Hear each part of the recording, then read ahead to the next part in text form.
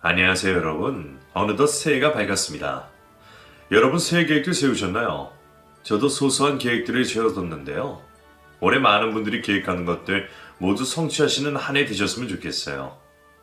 저는 지금 현재 미국 캘리포니아에서 거주 중인 40대 중반의 여자입니다. 한국이 그리울 때면 유튜브로 한국에 관련된 채널들을 검색해서 보거나 하는데요. 그러다가 우연히 이 사연 채널들을 접하게 됐어요. 한참을 넋놓고 올라온 사연들을 들으면서 저도 같이 화도 내고 위로도 받고 그랬습니다. 제가 사연들을 들으면서 감정적으로 동요한 것은 아무래도 저 역시도 가족과 시댁 문제로 참담한 일을 겪었던 경험이 있기 때문일 거예요. 그래서 오늘은 저도 새해를 맞아 저희의 이야기를 많은 분들과 공유하고 싶은 마음에 용기를 냈습니다. 제가 미국에서 산 지 벌써 10년이 다 되었어요. 오랜만에 장문의 한글을 쓰려니 좀 어색하기도 하네요.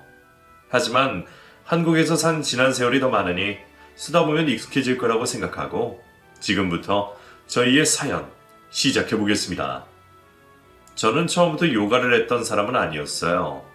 20대 때 저희 직업은 간호사였습니다. 저는 딸 부잣집의 넷째 딸로 태어났어요. 저희 아버지가 장남이셨고 그 시대 분들이 대체적으로 그러하듯이 아들을 원하셨습니다. 제 위로 오빠가 하나 있습니다. 그런데 부모님은 저까지 나온 걸 항상 후회하셨어요.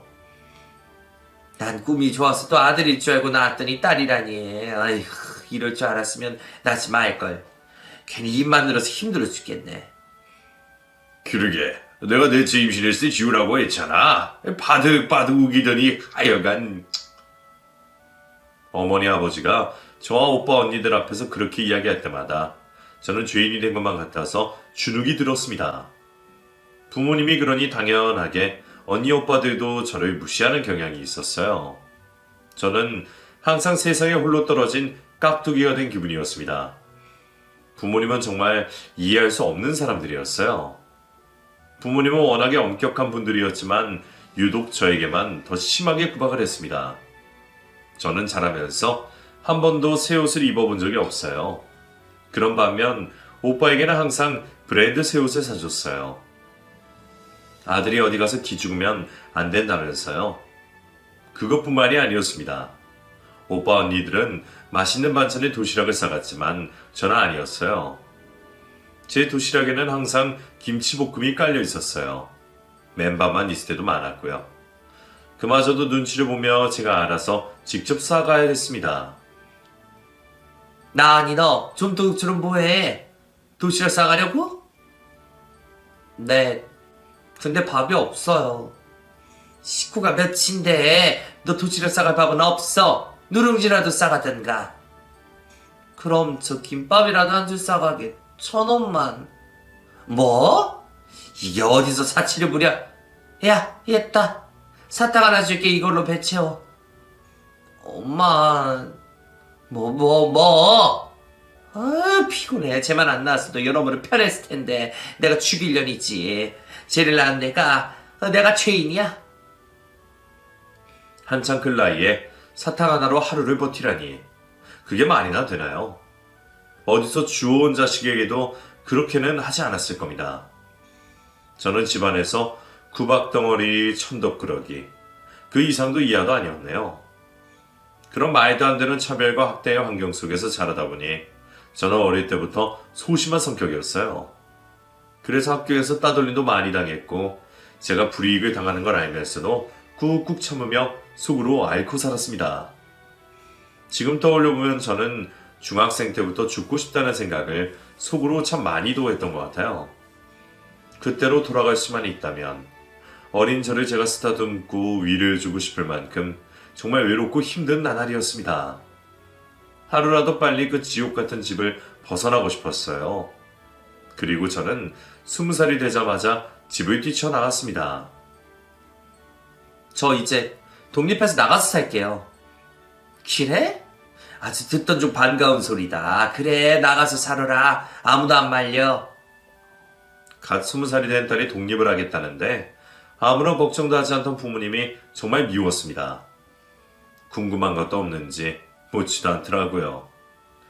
저는 4년제 대학을 입학할 수 있었지만 할 수 없었습니다. 부모님이 학비를 대줄 수 없다고 했어요. 그래서 저는 20살이 되자마자 안 해본 거 없이 닥치는 대로 일을 했습니다. 공장 기숙사에 살면서 숙식을 해결하고 밤낮으로 고된 노동을 하며 돈을 모았어요.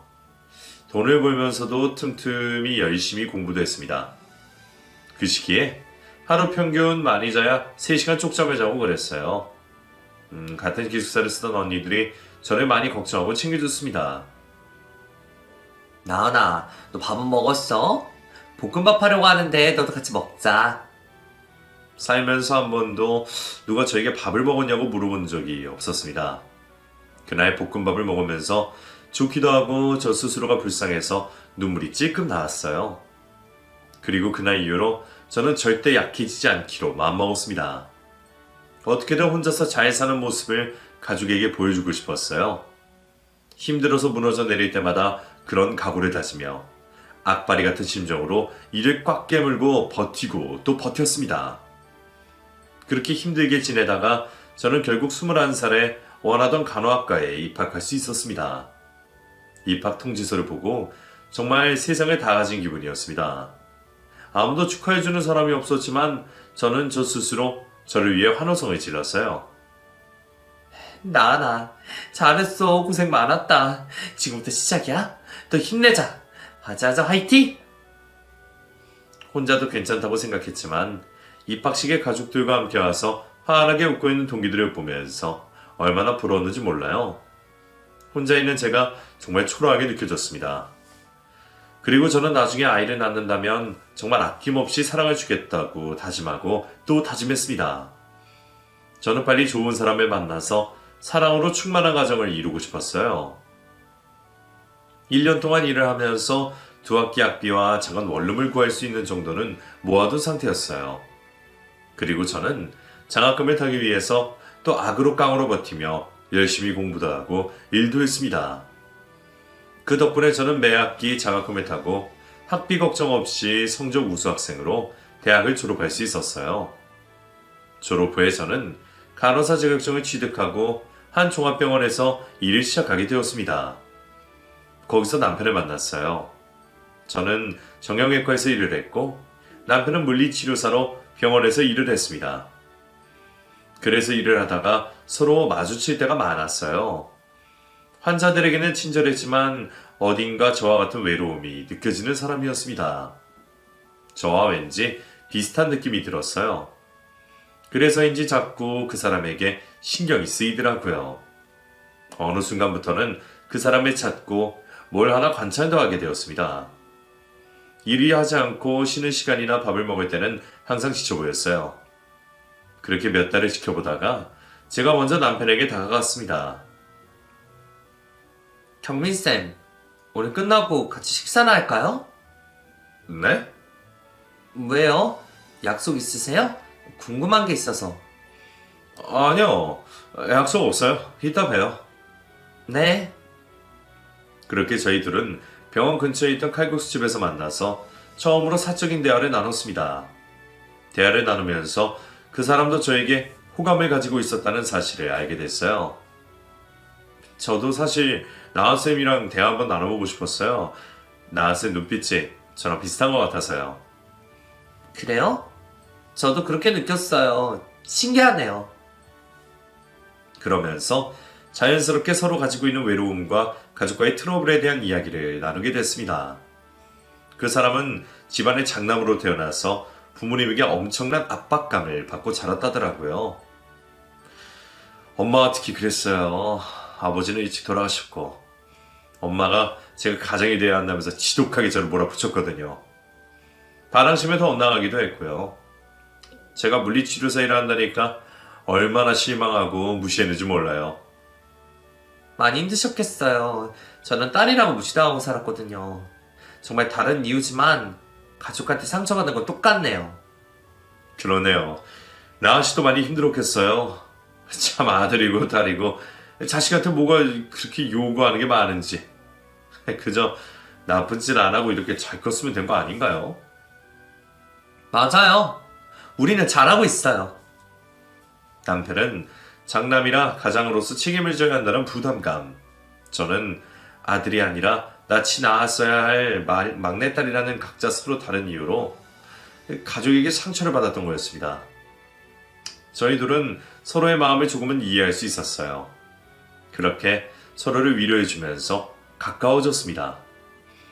그날 이후로 저희 둘은 병원 밖에서 같이 식사를 하는 날도 주기적으로 만들었고 연락도 자주 주고받았어요. 그런데 남편과 데이트를 하러 아치면 전화통에서 불이 났습니다. 수화기 너머의 목소리가 어찌나 큰지 저에게까지 다 들리더라고요. 엄마, 저 지금 친구랑 밥 먹고 있어요. 경희치가 아프다고 난리야. 얼른 들어와. 병원 가면 되잖아요. 오빠가 물리치료 찾았는데 병원을 왜 가? 마사지 네가 도맡아서 해주기로 했잖아. 얼른 와. 요즘 아주 엄마나 동생을 안주기도 없고 무슨 정신으로 사는 거야? 전화를 끊고 그 사람은 한숨을 푹 내쉬었습니다. 왜? 빨리 오라서? 내 동생이 무용을 하거든. 내가 걔 전담 물리치료사야. 아유, 정말 지긋지긋해. 엄마는 걔를 유명한 무용가로 만들 거라는데 내가 보기엔 글렀거든. 남편의 어린 여동생은 좋은 대학에 갓 입학을 했다고 했습니다. 무용을 하면 일주일에 한 번씩 마사지를 받으러 가거나 해야 하는데 그걸 남편에게 무보수를 시킨다고 했어요. 남편은 물리치료사라는 직업에 대해 한도 없이 무시한다고 했습니다. 참 안타까울 뿐이었어요. 저는 저에게 무관심한 가족과 거의 연을 끊고 명절에만 하루 정도 집에 얼굴을 비추는 게 다였습니다.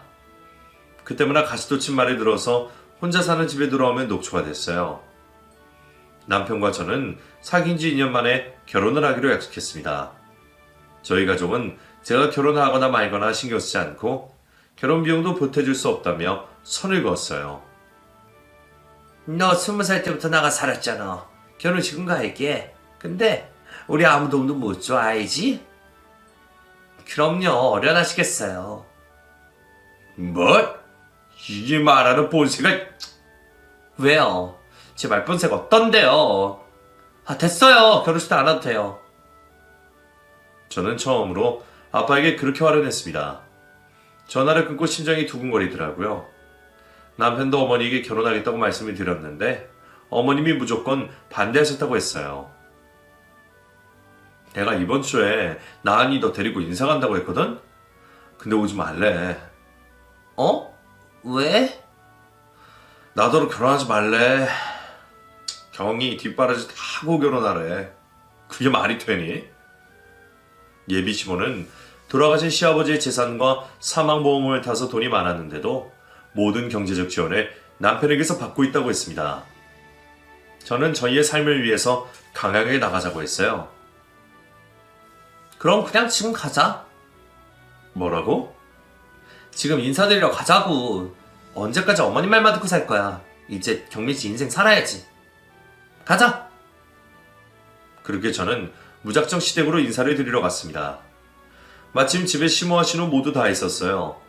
시모는 제가 들어갔더니 보라는 듯이 얼굴을 구기며 짜증을 냈습니다. 야, 김경민. 너 내가 데리고 오지 말랬지? 얘 너도 참 뻔뻔하다. 우리 경민이가 말 안 하디? 난 결혼 허락 죽어도 못해. 시모의 말에 제가 차분하게 대응했습니다. 어머님, 경호씨도 이제 29이고 결혼할 때 됐잖아요. 저희도 오랜 시간 진지하게 만난 갖고 결혼 결심한 거예요. 일단 인사드릴게요. 저는 경호씨와 결혼을 할 이다은이라고 합니다. 안녕하세요? 안녕? 안녕 못해. 어디서 찹싸기처럼 들이닥쳐서 결혼? 웃기지 마. 나가라고. 시모가 그렇게 바락바락 소리를 지르는데도 저는 지지 않고 집안 거실로 들어가서 소파에 앉았습니다. 그랬더니 뺀질하게 생긴 신우가 나와서 저를 노려보더라고요. 경희씨? 경민씨한테 얘기 많이 들었어요. 저 이다은이라고 해요. 전 처음 듣는데요? 엄마! 이 여자 뭐야? 오빠 여자친구야? 신우의 물음에 남편이 대답했습니다. 그래 경이야. 나랑 결혼할 사람이야. 결혼? 오빠, 나 대학 졸업 때까지 결혼하면 안 되잖아. 뚱딴지같이 갑자기 결혼? 정말 총체적 난국이었습니다. 말이 통하지 않는 사람들이었어요. 남편은 저에게 미안해서 어쩔 줄을 몰라 했습니다. 경야, 일단 나가자. 내가 나중에. 아니야. 난 허락받고 갈래. 시모와 신우 두 사람은 저를 투명인간 취급하며 자기들끼리 밥도 먹고 수다를 떨었습니다. 저를 향해 들으라는 듯이 비꼬는 말도 서슴지 않았어요. 뭐네, 여자애가 눈치도 없고 고집이 저리 세니? 우리 경이는 안 저럴 거지? 엄마는 나 알면서? 난 절대 저렇게 쓸데없는 고집 안 부리지. 여자가 여우 같아야지. 저렇게 곰탱이처럼 굴어서 어떡해? 오빠도 참 여자 보는 눈이 저 밑에 바닥에 걸렸네. 어? 그쵸, 엄마? 그러게 말이다. 지가 물리치료사 같은 연병한 직업 가졌으면 와이프랑 더 좋은 직업 가진 여자 만날 일이지. 네 오빠는 평생 도움이 하나도 안 된다. 남편은 그런 대화들에 익숙한지 그냥 허공만 바라보고 있었습니다. 저를 욕하는 것까진 참을 수 있었지만 남편은 그렇게 대놓고 구박하는 걸 보고 저는 더 이상 참을 수가 없어서 자리에서 벌떡 일어나며 말했어요. 어머님, 경희씨, 아니 아가씨, 두 분 참 너무하시네요. 사람 면전에 두고 어떻게 그렇게 악담을 하세요? 저희 알아서 결혼하겠습니다. 경희씨, 가자. 제 밑에 두 사람 낄낄거리며 웃기만 했습니다. 정말 화가 머리끝까지 펼치더라고요. 저는 멍하니 앉아있는 남편을 끌고 밖으로 나갔어요. 바깥 공기를 쐬니 숨통이 트이는 기분이었습니다. 경민씨, 어쩔 거야? 미안해 다하나. 바보처럼 아무 말도 못하고 난 무슨 일이 있어도 너랑 결혼할 거야. 그 마음 변치 않을 자신 있어? 당연하지. 네가 내 구원자야. 나도 너한테 그런 사람이 될게. 그래. 그럼 나 어머님 허락하실 때까지 일주일에 한 번씩 경민씨 집에 갈게. 그리고 우리는 지금부터 결혼 준비 시작하자. 그리고 저는 시어머니의 마음을 돌리기 위해 시어머니 댁에 과일이나 선물을 사들고 갔어요. 그때마다 저는 철저히 무시당했습니다. 굴욕적이었지만 저도 굽힐 생각은 눈꼽만큼도 없었어요. 그래서 저는 특단의 조치를 취했습니다. 어쩔 수가 없어가 없었어요. 어머니, 저 드릴 말씀 있는데요. 제 말에 시모가 귀를 파는 신용을 하며 말했습니다. 어디서 개가 짖나? 저 경민씨 아이 임신했어요. 뭐라고? 미친년이 기어이.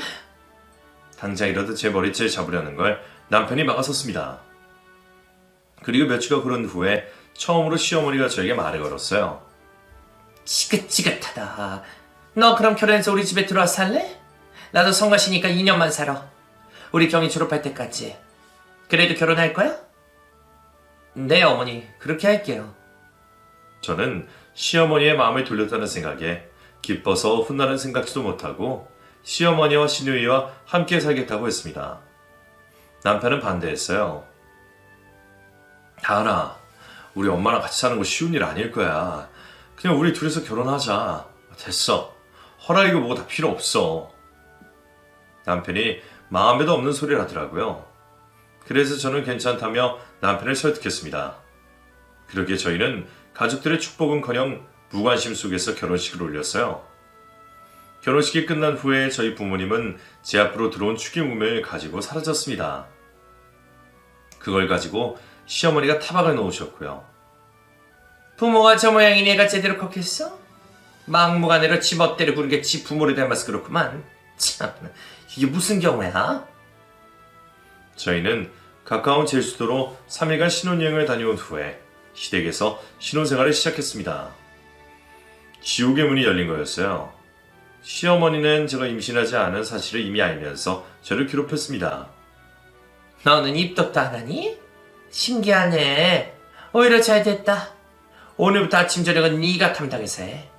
경이는 아침에 과일이랑 우유만 먹으니까 과일만 깎아주면 되고, 나는 삼시세끼국이랑 칠첩반상 이상은 꼭 차려야 한다. 알았지?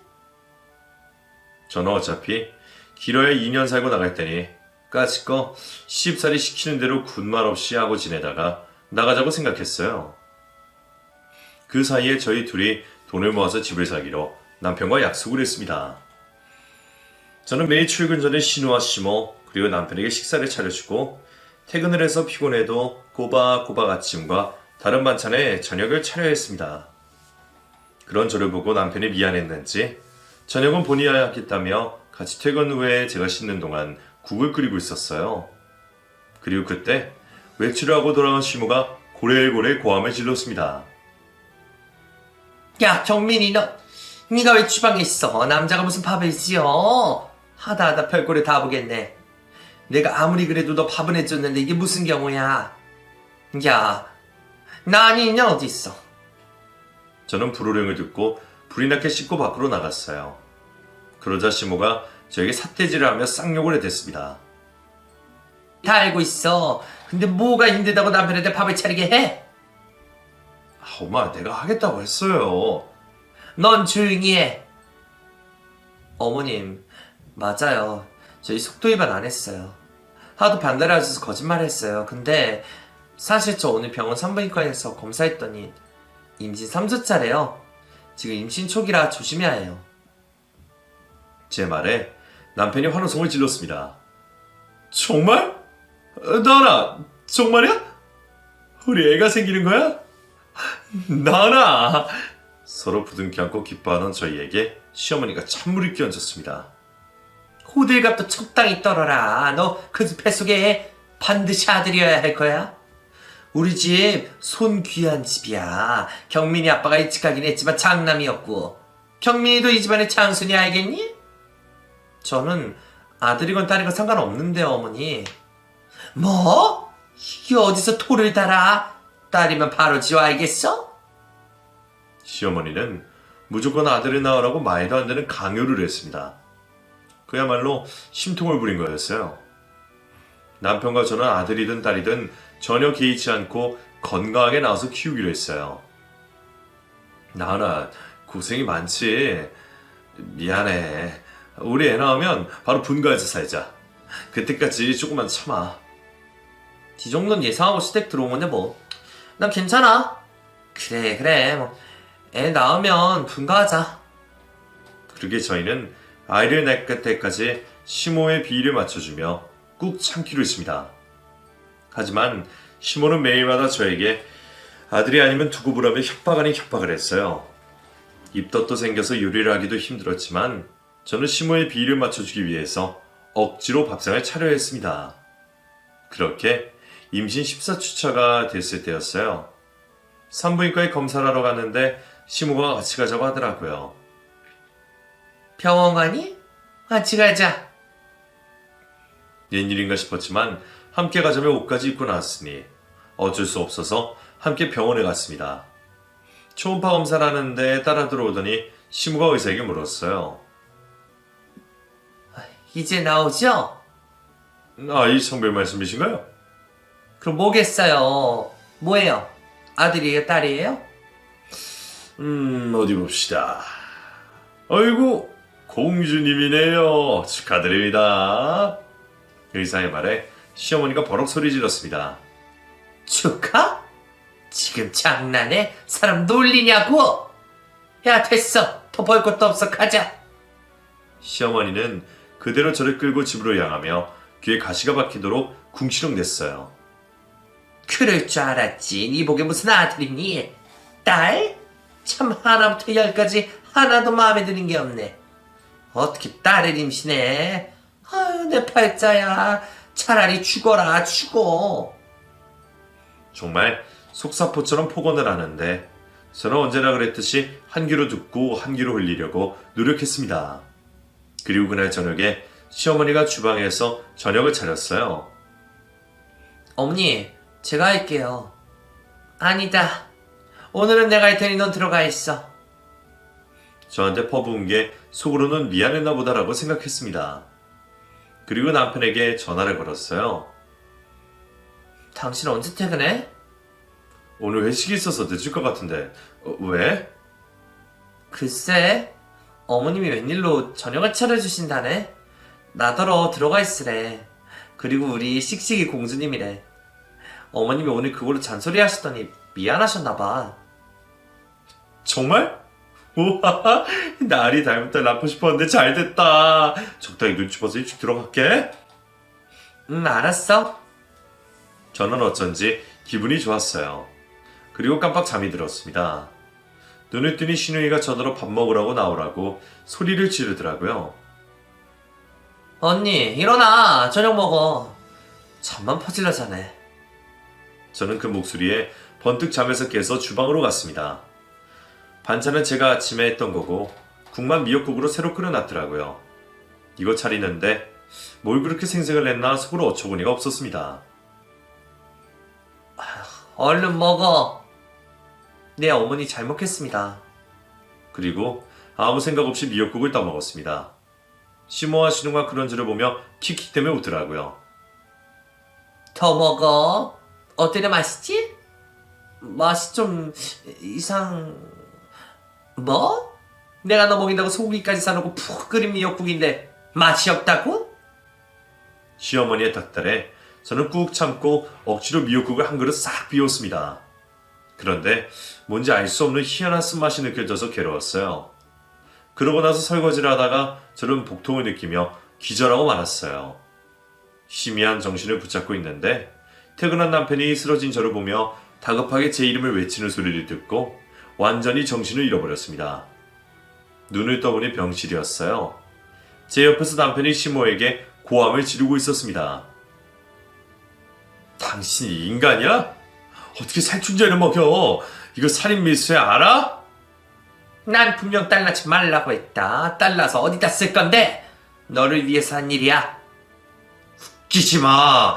당신 난 절대 용서 못해. 그 대화를 듣고 저는 모든 상황을 알게 됐고 눈물을 터뜨렸어요. 어머니, 일부러 그런 거예요? 여보, 우리 씩씩이는 어떻게 됐어? 나은아, 미안해. 그렇게 저는 시어머니의 상상도 하지 못할 악독한 짓으로 인해서 유산을 하고 목숨까지 잃을 뻔했습니다. 신우이도 이미 시모와 함께 작당모에서 꾸민 일인 게 틀림없다는 생각이 들었어요. 의사는 앞으로 임신을 하기 어려울 거라는 청천벽력 같은 말을 했어요. 퇴원을 한 후 저는 한동안 무기력하게 생활했습니다. 그렇게 꿈꾸던 행복한 가정을 이룰 수 있을 거라고 생각했는데 그걸 이룰 수 없어진 거예요. 남편은 시모와 신우에게 한바탕 퍼붓고 나서 저를 데리고 시댁을 나왔습니다. 저는 일을 더 이상 할 수가 없었어요. 정말 곧 죽어도 이상하지 않을 심리 상태였습니다. 그런 저에게 남편은 요가와 명상 수업을 들어보라며 학원을 끊어줬어요. 저는 요가를 하고 명상을 하며 아물지 못할 줄 알았던 상처를 조금이나마 씻어내며 지냈습니다. 제가 삶을 지속할 수 있는 힘이 되었어요. 열심히 하다 보니 요가 자격증도 취득하고 어느새 저는 전문가가 되어 있었어요. 제가 상태가 조금 회복되자 남편이 저에게 말했습니다. 나은아, 우리 한국 뜨자. 너나 나나 여기서 받은 상처가 너무 많다. 우리 미국 이민 가서 새로 시작하자. 나 미국 병원에서 물리치료사 일할 수 있어. 남편의 말에 저는 희망의 빛이 내리쬐는 듯한 기분이 느껴졌어요. 그래, 다 털고 떠나자. 아무도 모르는 곳으로 가서 새로 시작하자. 이런 용기가 생겼습니다. 그리고 저희는 미국 이민 준비를 시작하고 남편은 미국에서 물리치료사 일을 구했습니다. 일을 구하자마자 미국으로 가서 살기 시작했어요. 저는 미국 캘리포니아에서 요가, 명상원에서 강사를 일을 했고 남편은 남편의 능력을 인정해주는 곳에서 물리치료사로 일을 했습니다. 낯선 땅에서 적응하기 힘들 줄 알았는데 한국에 살면서 괴로웠던 기억만 있어서인지 새로운 곳에서 오히려 적응하기가 더 쉬웠어요. 저는 미국에 살면서 처음으로 다양한 친구들도 사귀고 마음의 안정을 되찾았습니다. 남편은 한국에서보다 3배나 많이 돈을 받고 일을 했어요. 저도 요가 강사로 일하면서 강연도 하고 그러다 보니 수입이 나날이 늘어서 남편과 제 이름으로 된 꽤 괜찮은 전원주택을 구입할 수 있었습니다. 시댁도 친정도 아무것도 신경 쓰지 않아도 되니 그렇게 홀가분할 수 없었어요. 남편과 저는 5년 동안 미국에서 살고 일하면서 영주권을 얻을 수 있었습니다. 그렇게 안정된 생활을 하던 중에 정말 반갑지 않은 손님들이 저희 집으로 들이닥쳤어요. 어떻게 알고 왔는지 두 사람을 보고 저는 들고 있던 장바구니를 바닥에 떨어뜨릴 정도로 깜짝 놀랐습니다. 어머니, 아가씨, 여길 어떻게... 제가 놀라자 큰 캐리어 2개씩 가지고 있던 두 사람이 말했습니다. 우리가 못 올 때 왔어? 여기가 너희 집 맞지? 얼른 들어가자. 잘 지냈니? 그런 두 사람을 저는 막아섰습니다. 왜 오신 건데요? 저희는 초대한 적 없어요. 돌아가세요. 어머, 얘 좀 봐. 경민이가 불러서 왔어. 경민 씨가요. 저 들은 이야기 없는데요. 잡상이도 아니고 뭐 하는 짓이에요? 저한테 그런 짓을 저지르고 어떻게 뻔뻔하게 여기 올 수 있어요? 가세요. 저희 집에 한 발자국도 못 들어오십니다. 저는 그렇게 단호하게 두 사람에게 말했습니다. 그러자 시모가 꼬리를 내리고 저에게 빌기 시작했어요. 나 그때 그 일은 내가 두고두고 뼈저리게 미안하게 생각하고 있었어. 내가 미쳤었나봐. 마귀가 신 게 분명해. 그렇지 않고서야. 아이고 무서워라. 한 번만 용서해줘. 정말 미안해. 며느라가 내가 무릎이라도 꿇을게. 시모는 그렇게 말하면서 정말로 무릎을 꿇었습니다. 옆에 서 있던 신우는 말없이 눈을 부릅뜨고 그 상황을 지켜보고만 있었어요. 아가씨는요? 아가씨는 저한테 미안한 거 없어요? 언니, 지난 일인데 지금 5년도 넘은... 알았어요. 미안해요. 근데 난 무릎은 못 꿇어. 저 임신 중이거든요. 임신이요? 아가씨 결혼했어요? 이래저래 사정이 많아요. 들어가서 얘기해요. 오빠는 언제 와요? 엄마, 이제 그만 일어나. 신우이는 저에게 처음으로 존댓말을 쓰며 그렇게 이야기했습니다. 마냥 두 사람을 바깥에 세워둘 수도 없었고 저도 집에 들어가야 하니 문을 열고 들어서자 두 사람도 잽싸게 따라서 들어오더라고요.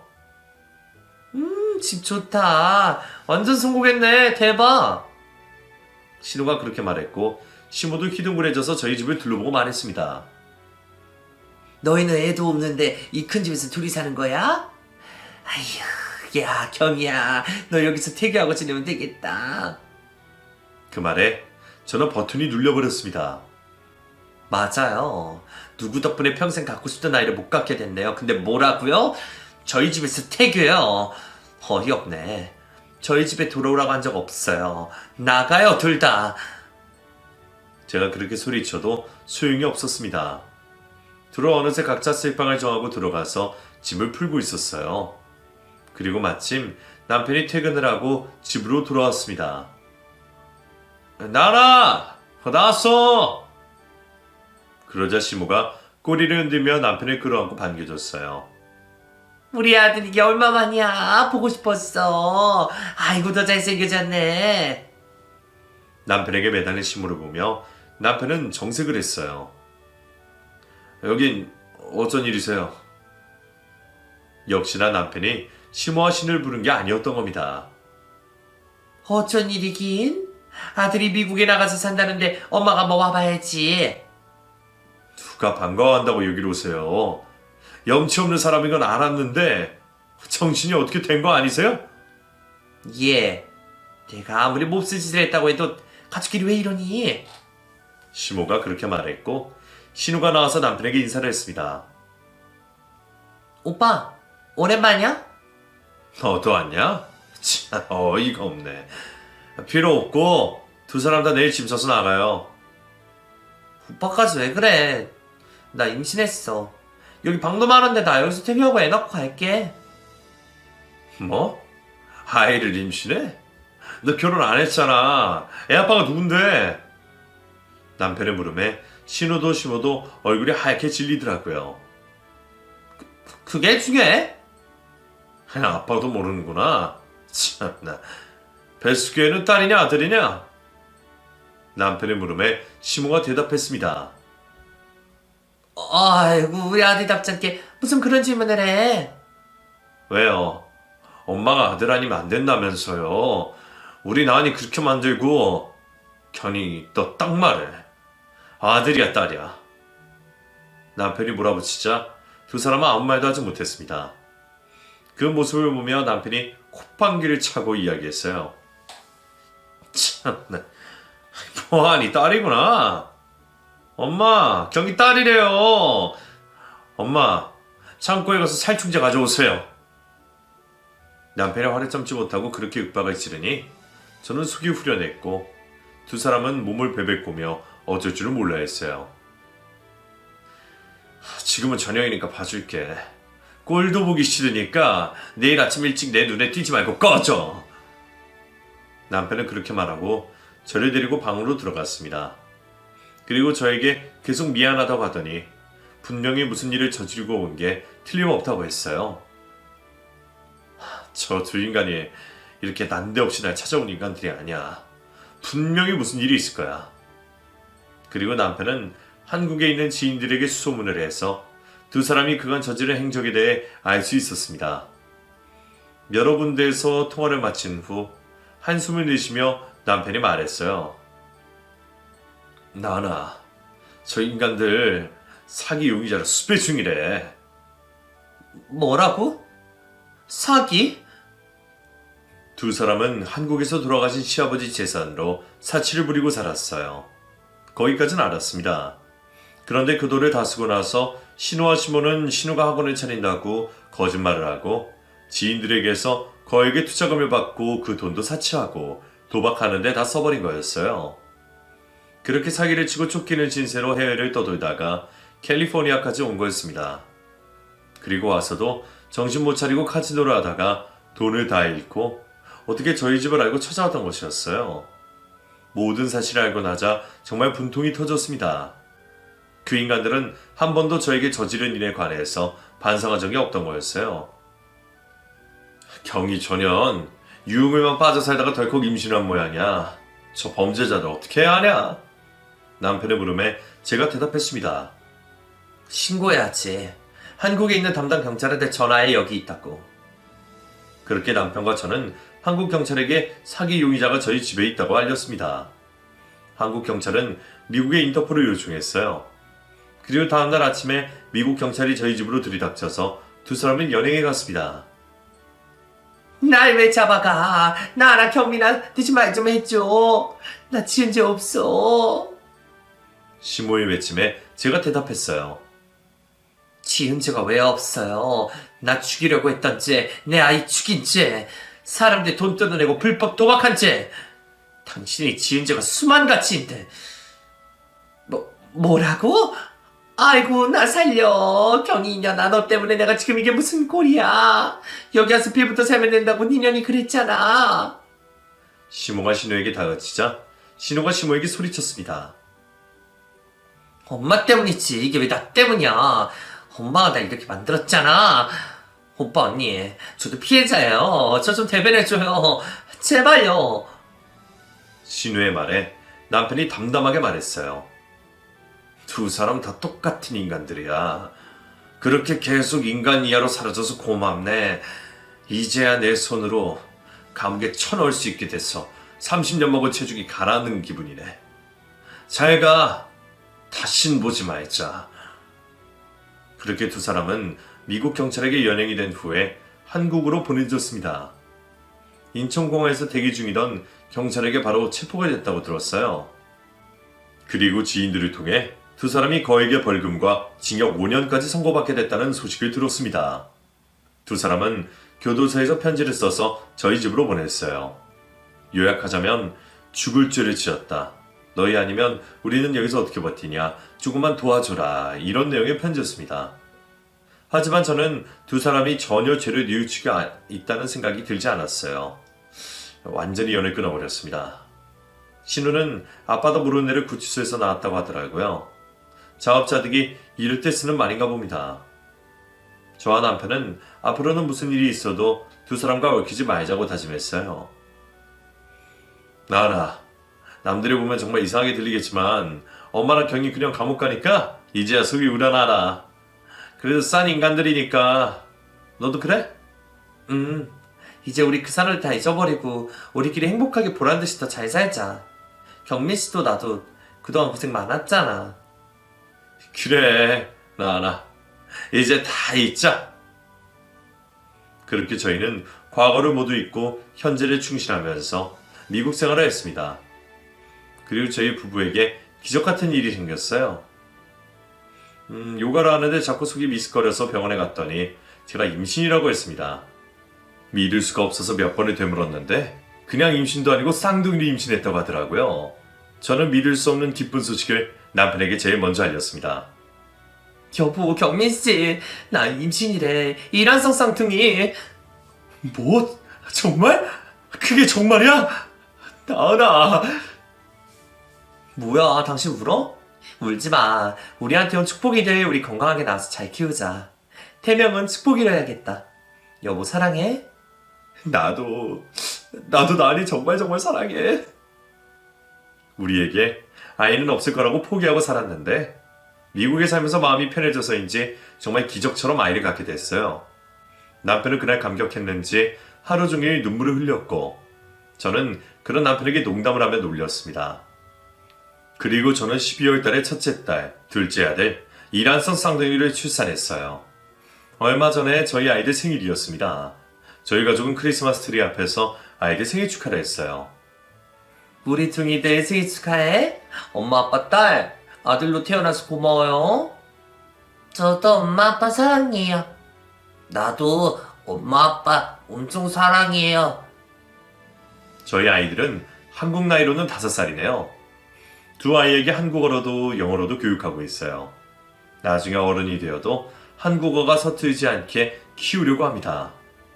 그리고 올해는 한국에 여행을 갈 계획도 있어요. 엄마 아빠의 모국을 보여주고 싶은 마음에 가보려고 합니다. 신우와 시모는 이제 출소를 앞두고 있을 겁니다. 아니, 출소를 했는지도 모르겠네요.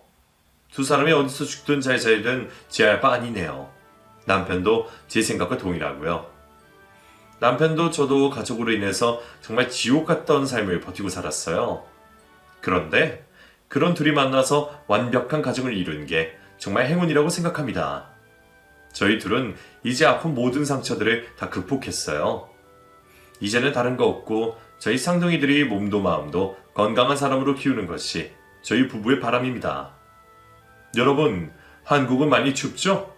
옷 따뜻하게 입고 건강하세요. 저에게는 아픈 기억만 있는 애증의 한국이지만 그래도 오래 산 모국이니 문득문득 그리울 때가 있어요. 올해 한국에 갈 날을 기다리며 저는 이만 물러가 보겠습니다. 제 이야기 들어주셔서 정말 감사합니다. 행복하세요.